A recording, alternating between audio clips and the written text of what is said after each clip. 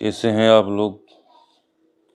आज जो है रिफ्लेक्शन थ्रू गोलीय दर्पण से रिफ्लेक्शन, परावर्तन और जो है इमेज फॉर्मेशन का लाइन डायग्राम आज बताने जा रहा हूँ। तो ध्यान से देखिए। ये देखिए, ये जो है ये जो है अवतल दर्पण है और ये अवतल दर्पण है। इसमें जो है लॉ ऑफ रिफ्लेक्शन जिस तरह से प्लेन मिरर में होता था, इस तरह से इसमें भी हो रहा है। देखिए, ये जो है आपतित किरण है, इंसिडेंट रे। पैरेलल टू क्या आ रहा है, प्रिंसिपल एक्सिस। तो कहाँ से गुजरेगा, फोकस से। अब देखिए, अब एक नॉर्मल इसमें होगा, सेंटर ऑफ कर्वेचर से जा रहा है तो ये नॉर्मल हो गया। आई और आर इक्वल होगा। इस तरह से उत्तल दर्पण में भी होगा, लॉ ऑफ रिफ्लेक्शन, कोई प्रॉब्लम नहीं है। तो देखिए, ये देखिए, जब लाइट रे जो है फोकस से गुजरेगा तो पैरेलल टू क्या हो जाएगा, प्रिंसिपल एक्सिस। जब फोकस से गुजरेगा रे ऑफ लाइट तो क्या हो जाएगा, पैरेलल टू प्रिंसिपल एक्सिस। ये बात समझ में आ रहा है। और सेम उत्तल दर्पण में सेम केस होगा। ये बात क्लास में भी बता चुके हैं, ये बात समझ में आया होगा। ठीक है, तो फिर देखिए, यहाँ पे देखिए, यहाँ पे क्या है कि जब नॉर्मल होगा, कोई रे ऑफ लाइट नॉर्मली पड़ेगा यानी परपेंडिकुलर पड़ेगा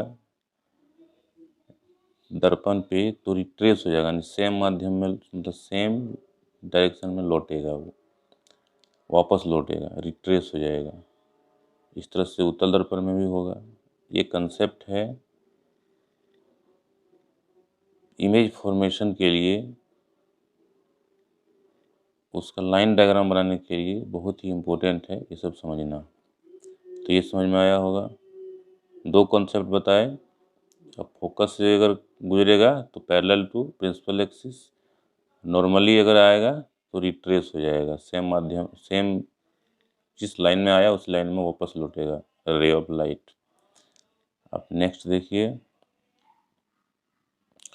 ये देखिए, प्रिंसिपल एक्सिस के अलोंग ही अगर आता है रे ऑफ लाइट तो इस केस में भी रिट्रेस होगा, क्योंकि ये भी परपेंडिकुलर आ रहा है। तो ये बात समझ में आया होगा।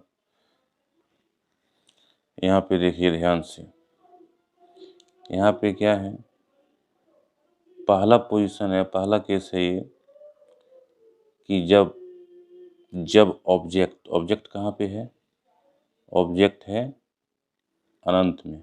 कहाँ पे है, अनंत में है ऑब्जेक्ट है अनंत में, तो इमेज कहाँ बनेगा, फोकस पे। कैसे डायग्राम बना है ये समझ में आ रहा है। देखिए, पैरेलल टू आया, अनंत से आया तो पैरेलल ही आएगा, फोकस से गुजरेगा, अनंत से आया, पैरेलल आया, फोकस से गुजरा तो फोकस पे बना। कैसा इमेज बनेगा, उल्टा बनेगा,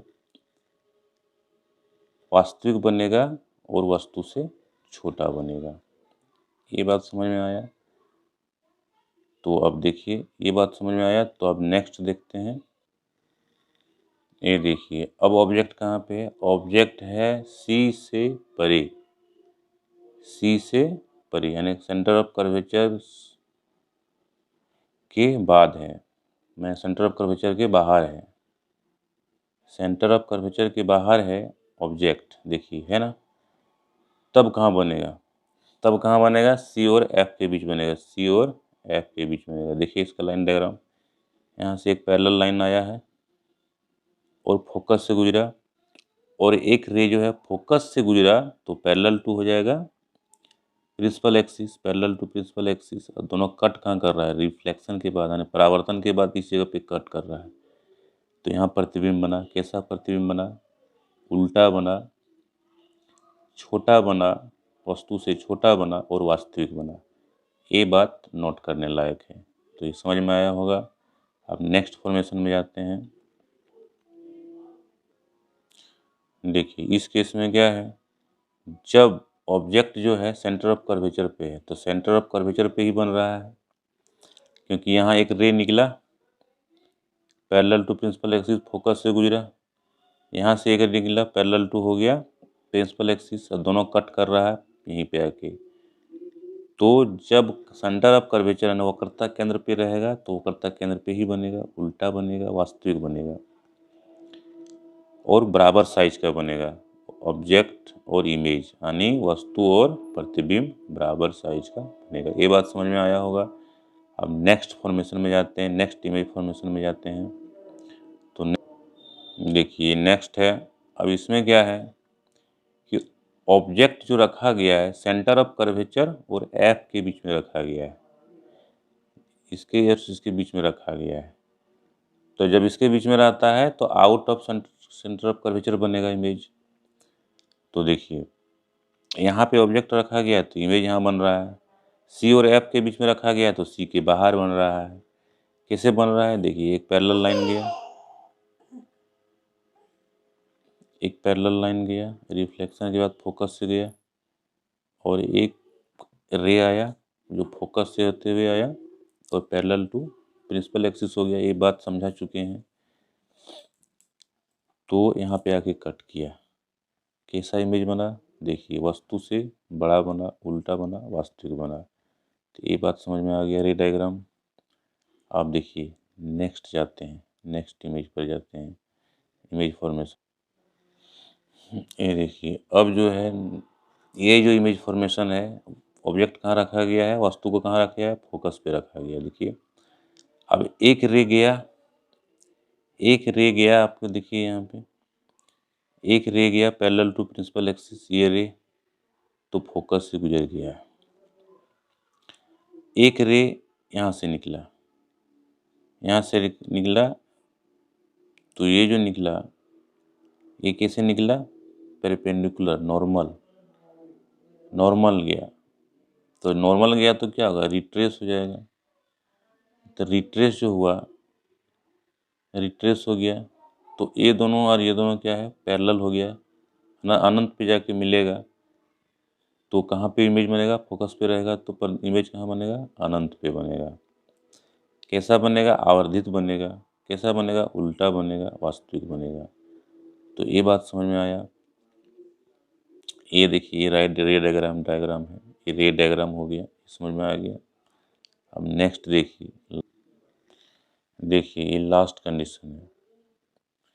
ये लास्ट कंडीशन क्या है कि अगर जो ऑब्जेक्ट है पी और एफ के बीच में रखा गया है, ध्रुव और फोकस के बीच में रखा गया, देखिए पीला रंग का जो है, तो इमेज कहाँ बनेगा, दर्पण के पीछे, बड़ा, आवर्धित और सीधा और काल्पनिक। एक ही केस में काल्पनिक इमेज बनता है अवतल दर्पण में, जब पी और एफ के बीच में रहेगा, और बड़ा बनेगा, सीधा बनेगा, आवर्धित बनेगा। तो देखिए इसका,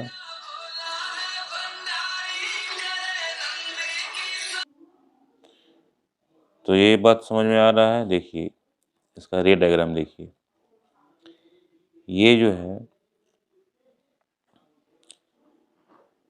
जब एक रे निकल रहा है और पोल पे आ रहा है, पोल से आ रहा है, तो ये रिफ्लेक्ट हो गया।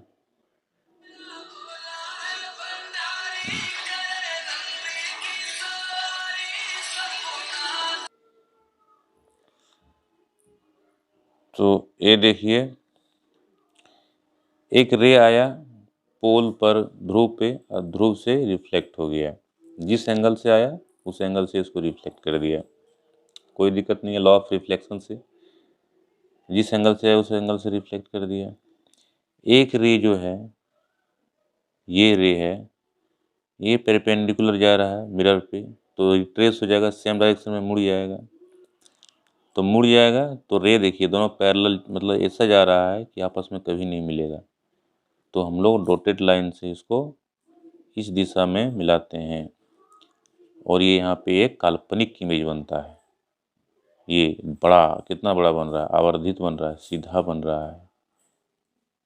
जिस तरह सैलून में लगाया जाता है अवतल दर्पण, देखे होंगे, तो यहीं पर होता है। उसका चेयर जो रखा जाता है फोकस और ध्रुव के बीच में रखा जाता है दर्पण के। तो इस तरह से आप लोग को समझ में आया होगा। जिस तरह से प्लेन मिरर में परावर्तन होता है, उसी तरह से गोली मिरर में भी परावर्तन होता है, गोली दर्पण में भी। गोली दर्पण पे किस तरह से इमेज बनता है समझ में आया होगा। ये 6 कंडीशन का लाइन डायग्राम और इमेज। अब नेक्स्ट क्लास में बताएंगे दर्पण फार्मूला और आवर्धन क्षमता। मैग्नीफिकेशन इसका समरी देख लीजिए। जो अभी तक पढ़े लाइन डायग्राम, उसका ये समरी है, टेबल है। तो ये देखिए, इन्फिनिटी पे रहेगा तो फोकस पे बनेगा, कैसा बनेगा, पॉइंट साइज बनेगा। कैसा बनेगा, रियल और उल्टा बनेगा, इन्वर्टेड। बियॉन्ड सी, सी से परे रहेगा तो एफ और सी के बीच बनेगा, स्मॉल साइज का बनेगा, और रियल एंड इन्वर्टेड बनेगा।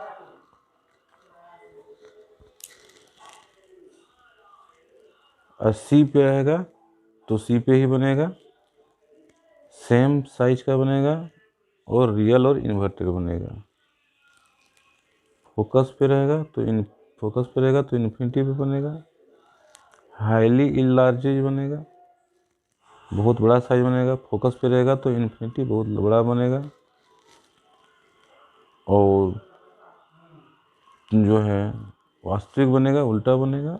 और पी और एफ के बीच रहेगा, ध्रुव और फोकस के बीच रहेगा, तो इस केस में इनलार्ज बड़ा बनेगा और वर्चुअल और सीधा बनेगा। ये है समरी टेबल, देख लीजिए अच्छा से। ये टेबल है, इसको चाहते हैं तो नोट कर सकते हैं। तो उम्मीद है समझ में आया होगा। धन्यवाद।